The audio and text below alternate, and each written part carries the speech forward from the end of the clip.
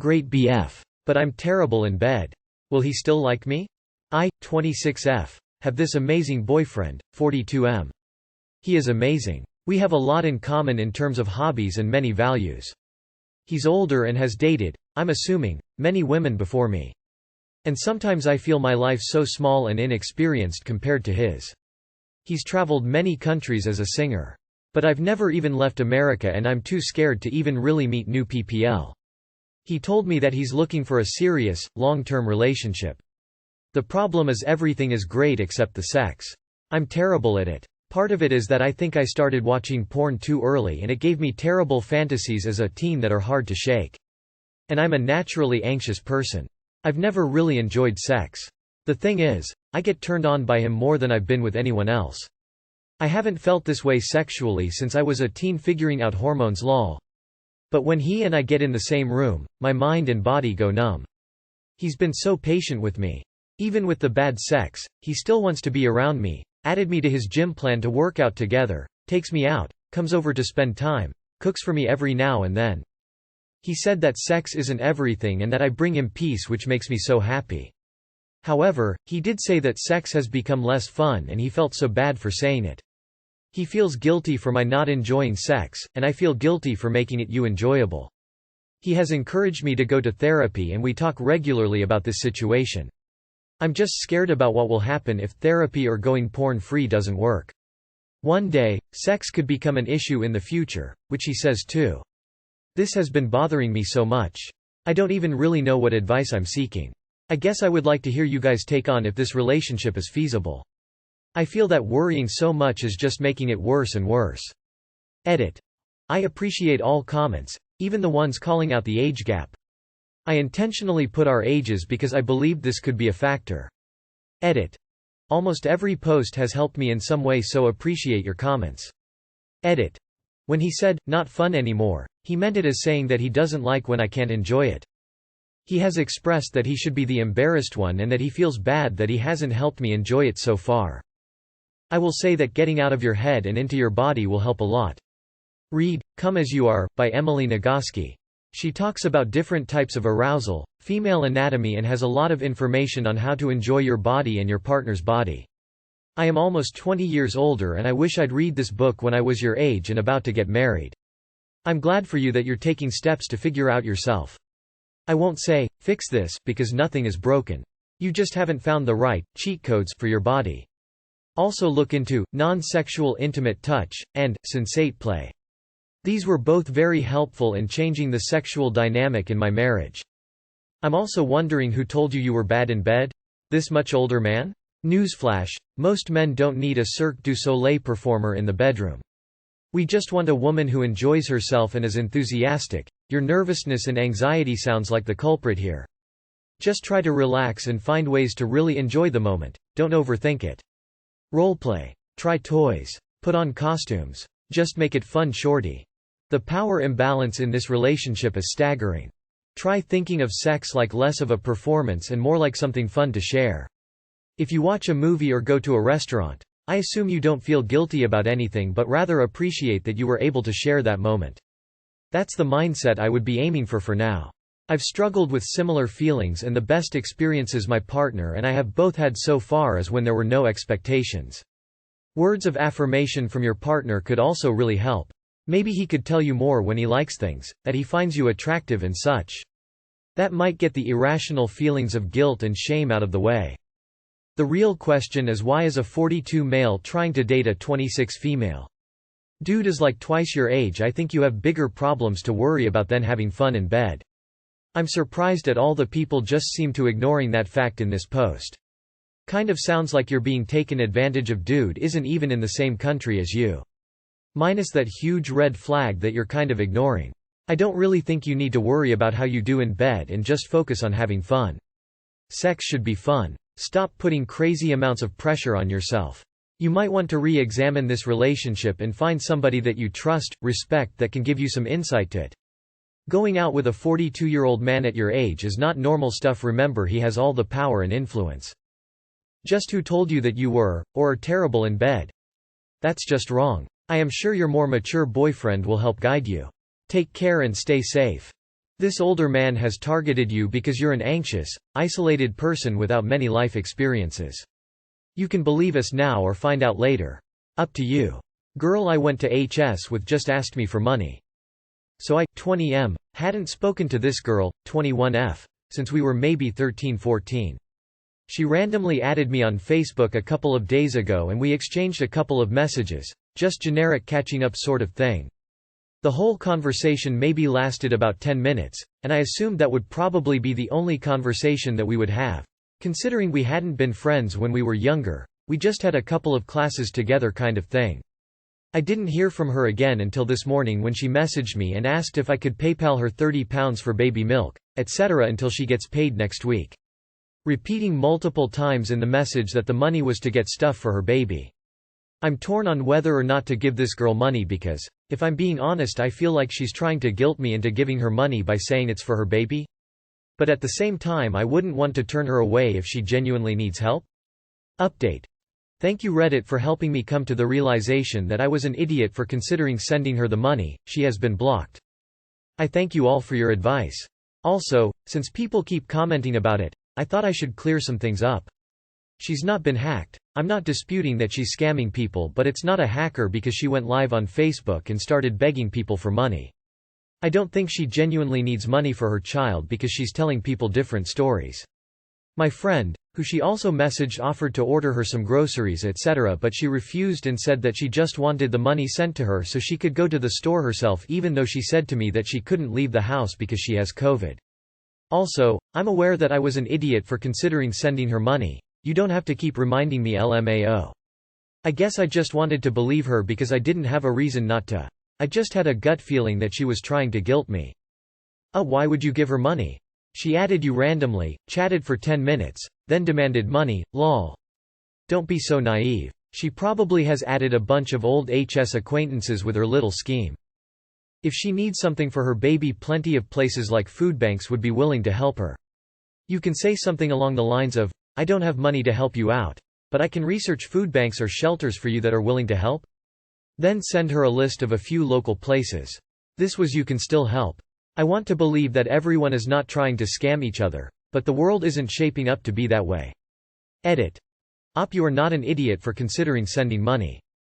Wanting to help someone doesn't make you an idiot. Especially because you took the time to think about whether it was true or not. I'll fight anyone being mean to you. It's for drugs for sure. Don't send her money. Offer to buy the items, if you feel you need. And watch how quick she rejects that. I saw your edit, which is great, but if you ever catch yourself in this situation, even with someone you know well, and they ask for baby milk, say, sure. What kind do you use? I'll go buy it and drop it off. If they tell you a legit kind, they probably actually do need what they're asking for. If they push back and want cash, it's never good. My husband has a friend who always does this, saying he needs money for formula or whatever, and my husband always just kinda blew him off. So finally I said, if he actually needs formula, we'll go buy a case of it and take it to him. Guess who all of the sudden didn't need formula, lol. You owe her nothing, dude. Can almost guarantee it's not for her baby either, sadly. She's on drugs and is running out of people who will buy her bullshit. I'd block and don't contact her again. She is not your friend. You haven't talked to her for 6+ years. She literally only called you up to milk you. Ha. I guarantee she's hitting up literally everyone else who was in your class. Say no and block her. Don't establish a precedent or she'll never let go. And it's obviously for drugs, anyway, because there are an infinity of charities and government schemes to get her help with a baby. And if it is for the baby, don't get sucked in. She may have some kind of half-arsed idea that if you pay once, she can get you for child support, or some such quasi-legal, quasi-mythological nonsense. I, 22 female, am extremely jealous of my 22 male fiancé. Before you judge, let me give an explanation first. My fiancé and I have been together for a good 3 years now, and we both have a 2-year-old baby together. Our relationship hasn't always been the best or the strongest, but we have gotten through a lot. As a mother, I chose to put my life on hold for my baby. I quit working and going to school, and I hardly leave the house more than once or twice a month in return for being my child's full-time nanny. This comes with many expectations and issues, all of which I take care of single-handedly. My fiancé, on the other hand, must go to work and come home. That's it. When he returns home he does whatever he wants. He eats food he didn't cook, in a house he never cleans, on a bed he never makes.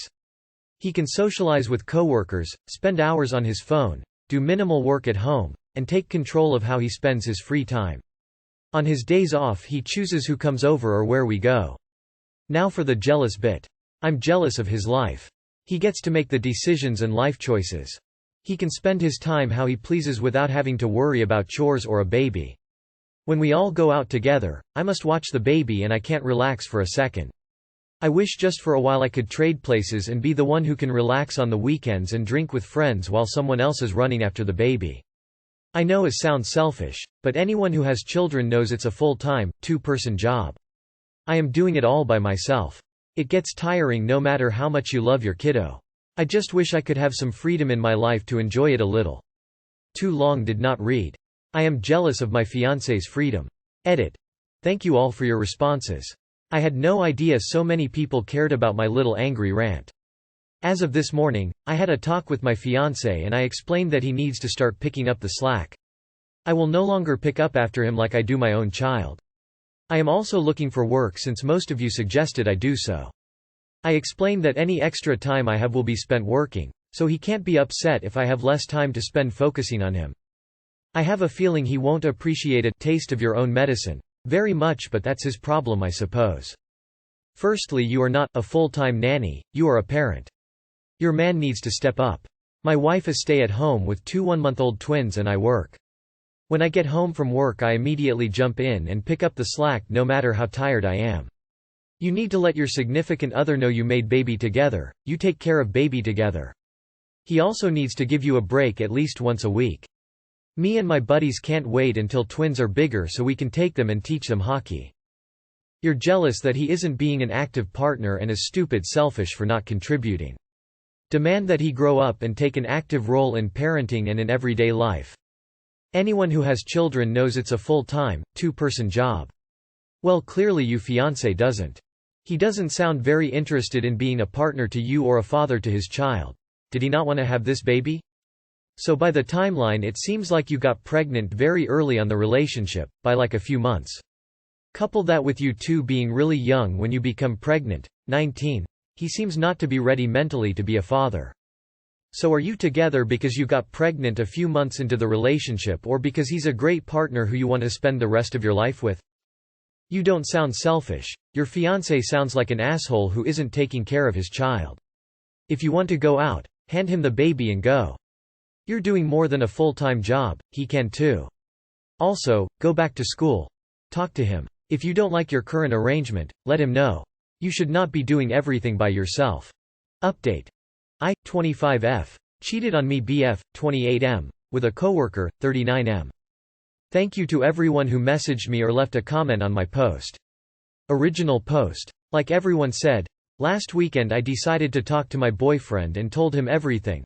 Basically like I did in the post. He was very sad and upset, but like a lot of people here he didn't think I cheated. He said he knows me and I don't drink to get drunk. He have also met such coworker once, and he said he never really gave him a good vibe, but since we never actually spent time with him he didn't pay too much attention. He encouraged me like a lot of people here to get tested, which I did. The STD test, some results came back and some take a bit longer and they were all clean. I also went to get a rape test. I explained everything and the lady told me that since it had been 3 weeks most likely there wouldn't be any drugs left on my system, and there wasn't, but she did find some abuse or mistreatment. I don't know how to put it on my private parts. I don't feel ready to go with a police report. I am also seeing a therapist. My boyfriend told me he would support me no matter what, but I've been doing my research and with such a lack of evidence or witness I think putting myself through going with a case that will most likely end up in nothing. I don't really think I am mentally strong to do it. So I am sorry to all the victims and everyone else. I really wish I could do it. Thank you people of Reddit for everyone's advice, and this will be the end of it. I started to apply for new jobs already and I will focus a lot of myself in my relationship.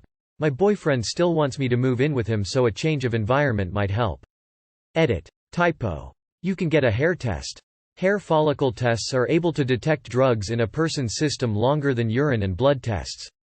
After taking Rohypnol, a hair test may be able to detect the drug for up to 30 days after use. I'm so proud of you. Getting those tests takes a lot of courage. I didn't have that courage when it happened to me. Please do what you need to do to protect yourself. If that means not reporting and going to trial, then that's what it means. As a fellow survivor, my DMs are always open to you. Sending you love. Heart. Rape tests are no joke. You are braver than you realize just by taking that one. It seems like you have a great boyfriend who is supporting you through this, so don't be afraid to accept that support and use him for support. It's like my wife with her service dog, and me telling her when she needs it to use her service dog for the support he can provide. Don't try to go it alone when you have that support in place. It is easy to fall into the trap of wanting to do it yourself and not have to rely on anyone, but you aren't alone in this. Good luck, Op. I remember commenting on your post. I'm glad your boyfriend is supporting you. I remember arguing with someone who straight up said don't tell your partner for some dumbass reason. Good luck, Op, and continue doing what's best for you. At least attempt to get him fired by contacting the HR department. Shit. The only person I'm not raging over in the comments is you. Advice Rain. Op, ignore everyone else here, they're a bunch of shallow cunts. Chica. I'm so proud of you for getting the tests, talking to your man, and seeking therapy. I waited too long after my incident and it's a standing regret of mine. Don't dwell on not going to authorities or the like for now, focus on your life and recovery. Go to any authority figure when you are ready. Sending virtual hugs. Edit. Glad to see others came in support. The first few posters were trash humans. In my state you would virtually have to do all the investigating yourself, and even then, there's a very good chance it'll all get thrown out of court due to lack of evidence.